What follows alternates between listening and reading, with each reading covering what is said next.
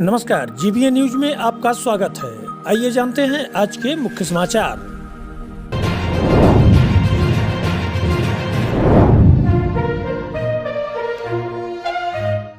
उत्तर प्रदेश में योगी आदित्यनाथ के 5 वर्ष का कार्यकाल पूरा करने के बाद सत्ता में वापसी के आसार बढ़ गए हैं। शुरुआती रुझानों से भाजपा अपने प्रतिद्वंदी समाजवादी पार्टी से बढ़त बनाए हुए है। भाजपा बहुमत के आंकड़े से काफी आगे चलती दिख रही है। आइए जानते हैं कि भाजपा के इस बढ़त के प्रमुख कारण क्या हैं।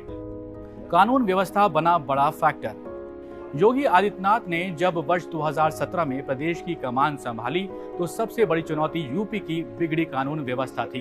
योगी सरकार के समक्ष सबसे बड़ी चुनौती कानून व्यवस्था को पटरी पर लाना था। प्रदेश में माफिया राज था, उससे निपटना योगी सरकार के लिए सबसे कठिन काम था। हालांकि शुरुआती चरण में प्रदेश में कानून व्यवस्था में बहुत सुधार नहीं दिखा, लेकिन कानून व्यवस्था पर योगी सरकार ने विशेष ध्यान दिया था। प्रदेश सरकार ने माफियाओं के खिलाफ सख्त अभियान भी चलाया था। सरकार ने अपराधी और भू माफिया को चिन्हित किया और उनको जेल के अंदर ठूस दिया था।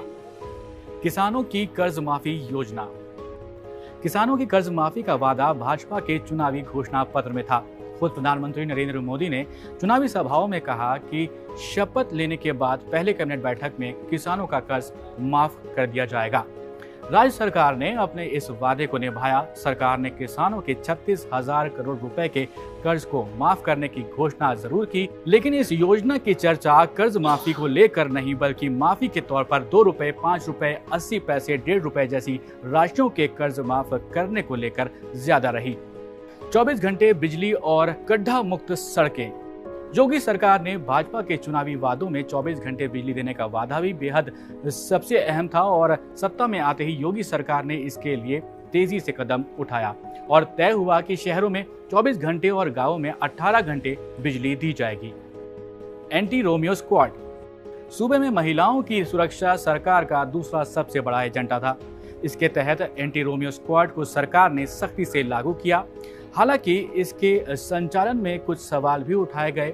ये कहा गया कि एंटी रोमियो स्क्वाड के नाम पर युवक और युवतियों को जगह जगह परेशान किया जा रहा है। बाद में सरकार ने एंटी रोमियो स्क्वाड को एक नई योजना और नई तैयारी के साथ दोबारा लागू किया। अवैध बूचड़खानों पर कठोर कार्रवाई। यूपी में अवैध बूचड़खानों को बंद करना योगी सरकार के हित में रहा। यूपी में योगी सरकार बनते ही राजधानी लखनऊ समेत तमाम जगहों पर बूचड़खानों पर छापे पड़े और अवैध तरीके से बूचड़खाने और मांस की दुकानें बंद कराई गईं। योगी मोदी की जोड़ी को जनता का मिला समर्थन।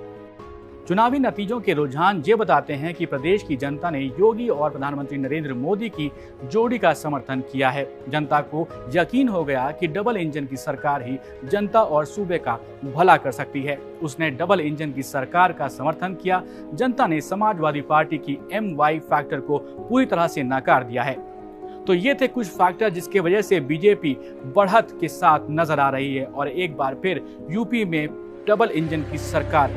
जीबीए न्यूज से जुड़े रहने के लिए चैनल को सब्सक्राइब करें और बेल आइकन को दबाना न भूलें, जिससे हर न्यूज आप तक आसानी से पहुंच सके। जीबीए न्यूज, सच के साथ। धन्यवाद।